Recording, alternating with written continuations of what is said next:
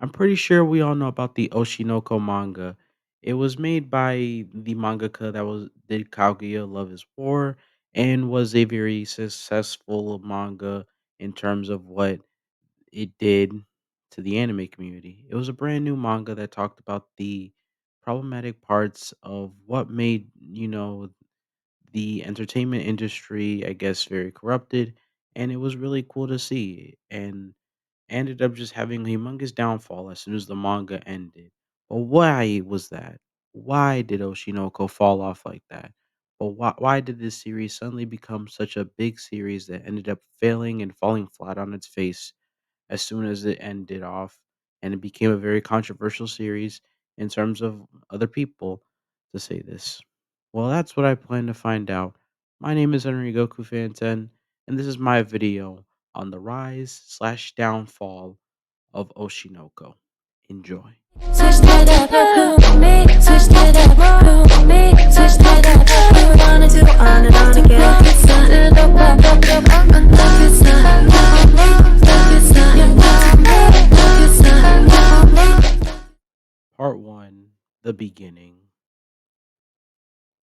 Oshinoko began serialization on April 2020 on the Weekly Shonen Jump magazine, and last year on November 2024, the manga ended on 166 chapters. The manga is a collaboration manga between both Akasa, the creator of Love is War, and Mango Yokoyari, the person who makes the illustrations of the manga.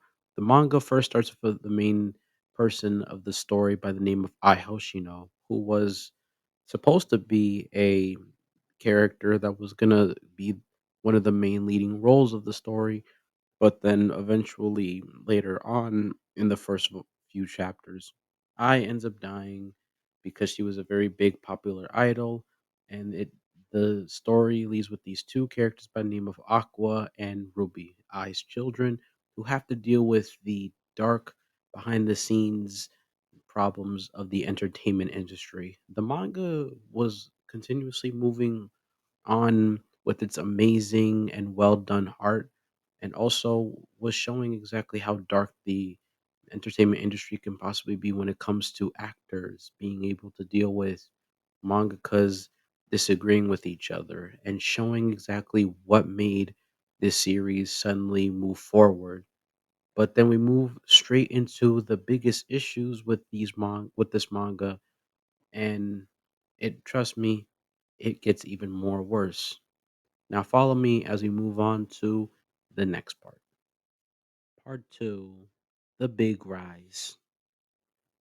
Oshinoko ended up receiving an anime adaptation as well, which was a good thing because thanks to the anime, it helped the manga get more recognition from people.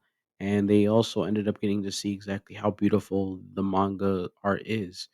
Not only that, we also ended up seeing exactly how Oshinoko rised up to this because during the manga, before the anime was coming out, it ended up continuously getting a lot more better and more popular from people who like it as well.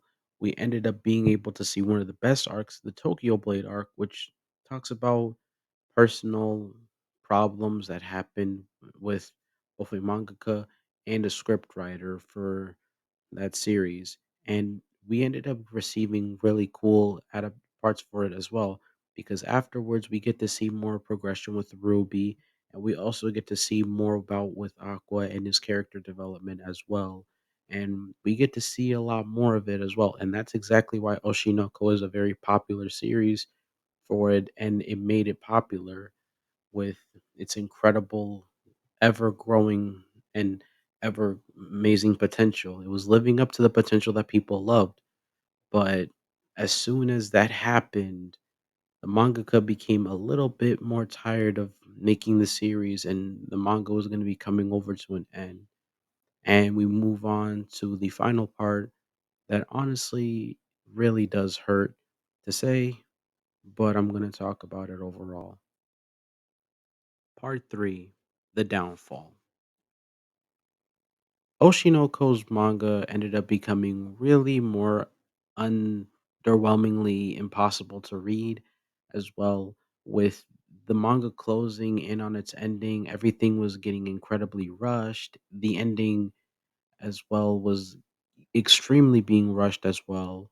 And it got to conclusion points. Nobody liked how Aqua had to conclude everything. People said that Ruby became one of the worst MCs ever, even though she literally had a whole arc. And eventually, a lot of characters like Kana was not done properly and was forgetted by the mangaka, and it ended up causing the series to constantly plummet down and make an even worse and bad example for itself. And people constantly kept on disagreeing with how the creator of the series did everything and wasn't a big fan of what he was doing.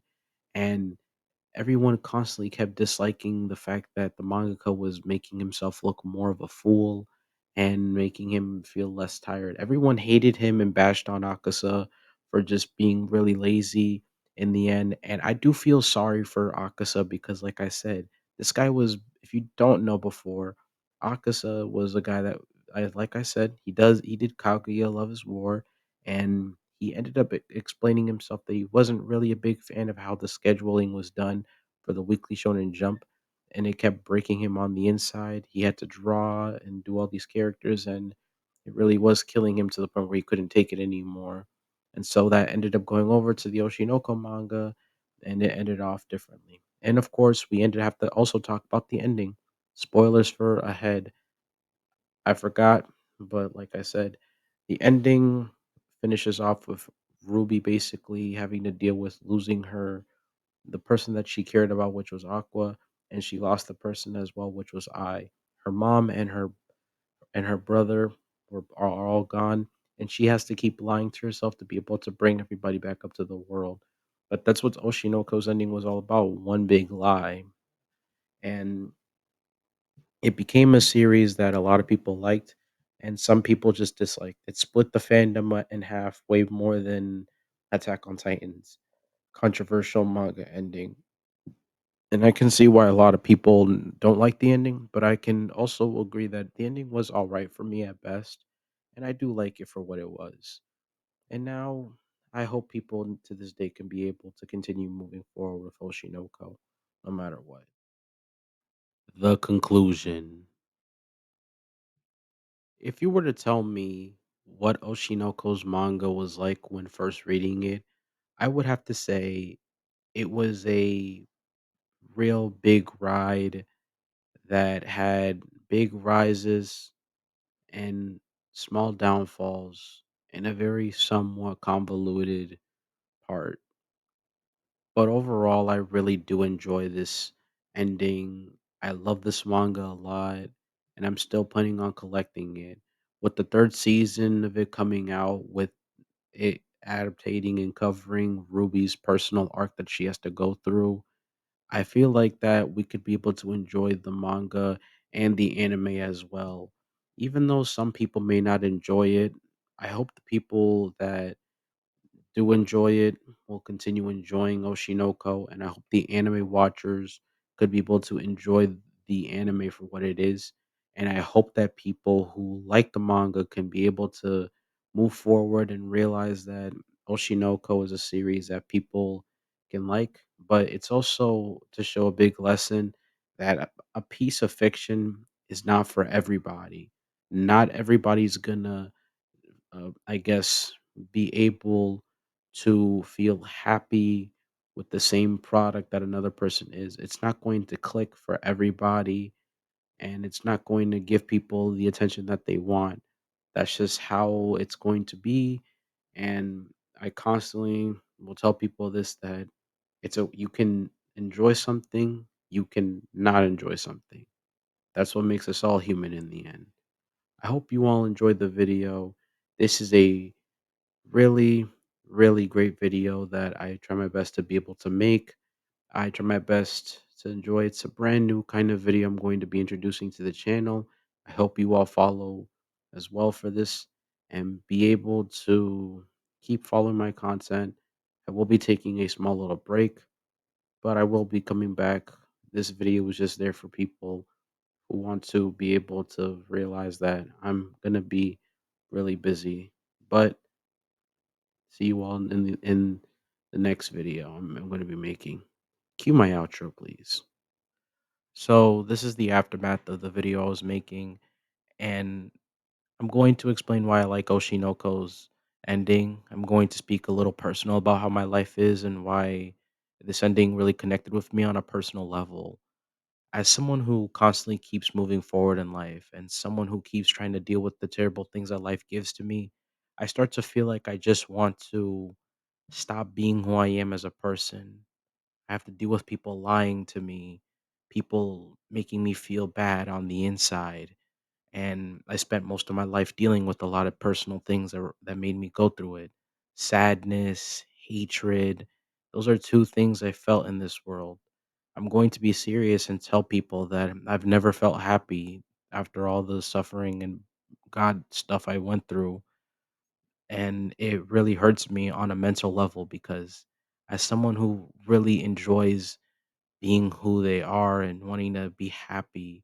Making these videos is a lot of fun, but even I don't feel happy sometimes whenever I finish making a video, and I feel really unhappy and unsatisfied all the time.